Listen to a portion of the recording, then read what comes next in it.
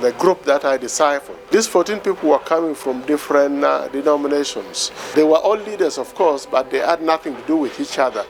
But now, as I talk, they are friends. In places where they were judgmental, they were writing off other people, now they don't do that. And the level of relationship and working together has really grown. At the beginning, as we were trying to draw people from Protestant, from Catholic, from Pentecostals together, there was a lot of suspicion. We can be different, but yet we can unite if there's that common denominator of the cross. The cross remains the only foundation, the only base of that unity.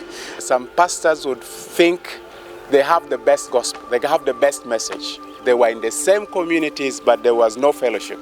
I think the pride that I had has left me.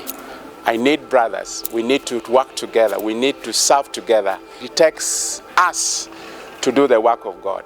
We're not competing. We complement one another. If your objective is one, building the kingdom, it's easy to work with one another. But if you think, no, this person getting close just to grab my people, then you could really be insecure to work with others. We are in the same area. We must impact this community together. Unity is the passion of Christ. That is his heart. We can't claim to be mature Christians when there is no unity.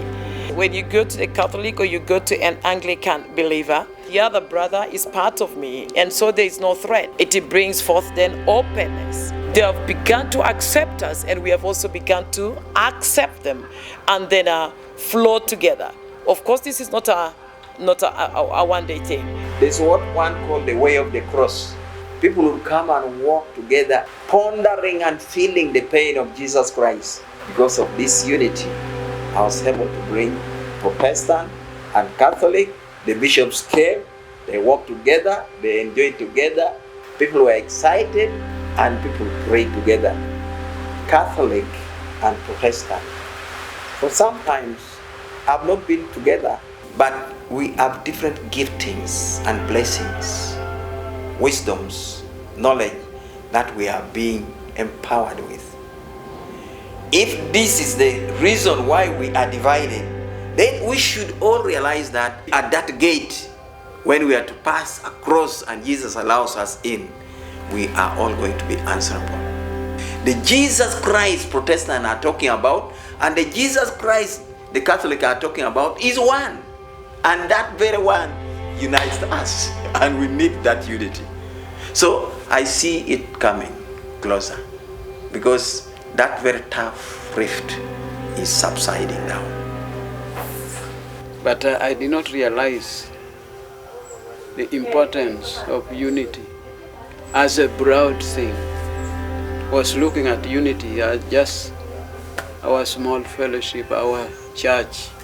Now I see that Jesus is not only interested in our small church, but the whole unity of God's people. I think why we cannot influence the people because we are divided. Like for example, the Church of Uganda has been here for very many years, but the influence is not much. If we were all united, the mission would be easier and we would cover the population faster. We can do mighty work. It was a very, very good conference that brought in nearly 200 leaders. And the news of it went far and wide within this city. We got to interact with the top religious leaders like the Catholics, the Anglicans, and the Pentecostals. And so they gladly agreed to come together to refresh this idea of unity and working together. And on the 5th of September this month, we had a great meeting of all the religious leaders, and people agreed that we will be working together from there onward.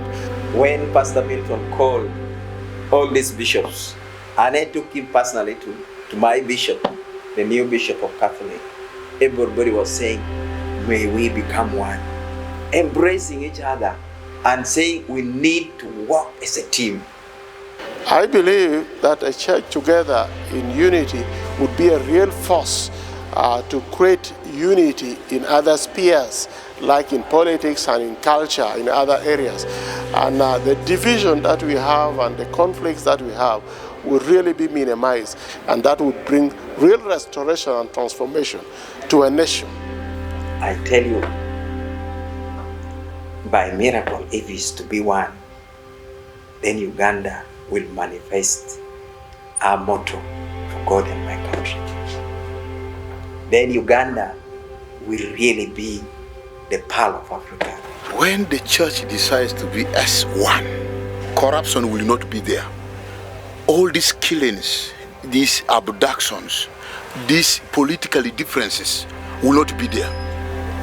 Uganda will be peaceful. Uganda will be loving. Uganda will be united. God is taking us to another height. And with unity, the church in Africa will grow from one strength to another strength.